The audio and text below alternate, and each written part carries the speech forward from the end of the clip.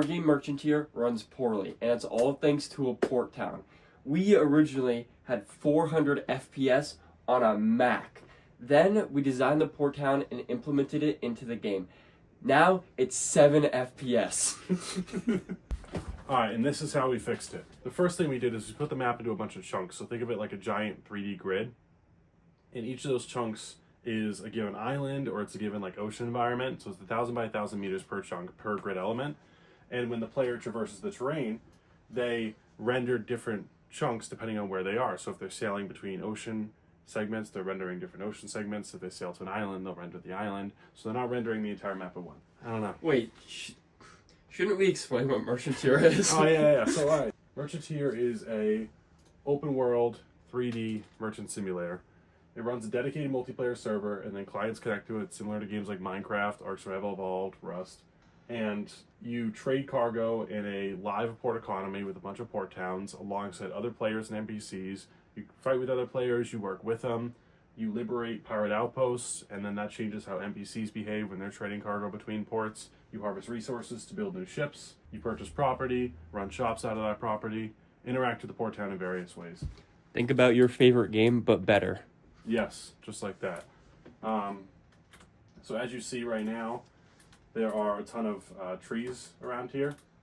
Every single one of the trees in Merchanteer you can harvest for resources. If you go around and chop at them, depending on what type of axe you'll have, you'll get better and rarer types of woods. So you have like oak, and then you have like rosewood, which is more pink. You can build items in Merchanteer, craft items like ships, cannons, tools, weapons, with any combination of metal and wood. So you can have like a pink axe that's got gold on it, that type of thing. And the rarer materials you use to craft something, the better that item is going to be. So if you craft a rare axe with rare materials, then it's going to harvest more rare materials when it's harvesting wood. If you craft a rare ship, it's going to have more health. Craft a rare cannon, it's going to do more damage. Everything in association with that. Same with the rocks here, they can be harvested, any one of them. But performance-wise, part of the problem is that when you have individual things that have individual collision shapes, individual logic, you need to render them as individual scenes when you're placing them on the island. And that is incredibly performance-heavy compared to doing a multi-mesh, which is where you do one draw call for a bunch of meshes at once. So to combat that, all of our environmental assets that are not harvestable with an axe or a pickaxe are multi-mesh. You can walk right through them, as you would in real life. I mean, you can kind of walk through a bush in real life. The grass, for example, the sticks. But then stuff that you can interact with, like the trees and the rocks, are not multi-meshes. So you collide with them. You can harvest them with an axe or a pickaxe. And also, there is a setting now where you can lower the render distance of environmental assets. So as you see here, we don't see a lot of trees in front of us. They'll spawn as we walk. And the client pulls the server for that information as it goes. Question, is this strategy of rendering, what did you say was multiple meshes versus singular meshes? Multi-mesh, yeah. Yeah.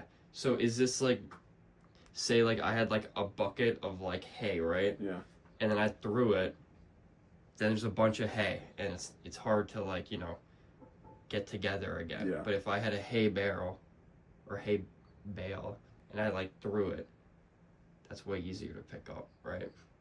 Is that the same kind of principle, or is that not the same? I mean, you could say. Okay. Right, you could say that would be correlated. Yeah, exactly like that. That's a great metaphor. Okay. So if I'm a business major, so I don't understand. No, it works great. So yeah, imagine picking up a hay bale versus tiny pieces of hay. That's exactly what your oh shoot, I don't know if it's the CPU or the GPU that renders Godot scenes. I'm pretty sure it's the CPU. It's exactly what your computer's doing. If it's rendering like the trees that we have, or it's rendering like the grass. Like the grass is incredibly efficient to render. The trees are incredibly heavy resource-wise. Hay bale. Yeah, hay bale example. So we're gonna jack this back up. Anyway, so another optimization strategy. I figured out that the ocean is incredibly heavy. It's a shader that I'm working on for like a year now. I kind of like it. You see there's like waves and stuff, and it goes way out there. It's a constant simulation, so it uses trigonometry like sine and cosine waves to create, they're called Genster waves, I think. I don't think I'm saying it right. But it's pretty standard in shader design for video games.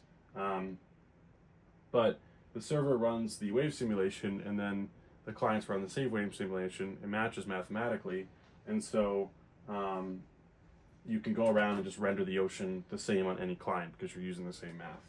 So when you change the ocean render distance, the size of the renderable ocean just decreases, and that significantly increases frames. This is the single best optimization setting in the game right now, because the waves are so heavy to render for some reason. It's a completely GPU heavy, completely GPU based, and I don't quite know why it's so expensive. Probably because there's a ton of vertices to make the waves look really fluid, but it is very expensive. So as you can see, the ocean's like very small. We're getting 100 FPS. If I lower it, if I make it huge, it'll go down to a crisp 40. So we obviously have some more work to do here.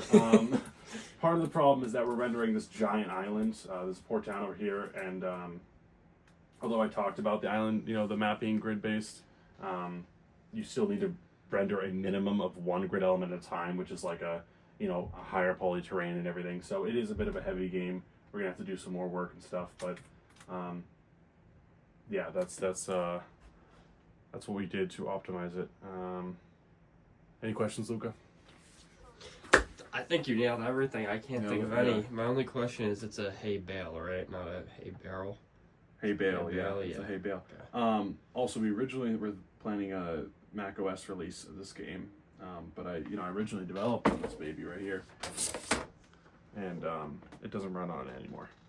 So that might be busted. It might just be a Windows only game. So, Working on it. yeah, it might. Or you can. Oh, I forgot.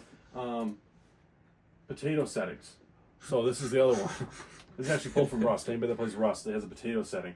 So I'm on high right now. Low's like kind of like high, but just with a few, the render distances are a little lower. Potato is like it completely deletes the ocean, right? So we just have this plain as the ocean. You crack like ultimate FPS if you're on a Windows machine. Like it's capped at 144, but that's just what it is. It can go probably to 200. But yeah, the game looks like absolute buns, but like genuine cheeks. But it works. You can run this on a Mac perfectly fine. Well, no, you can run it to like 50 FPS on a Mac, but that'll do the job. Yeah, that's it. All right.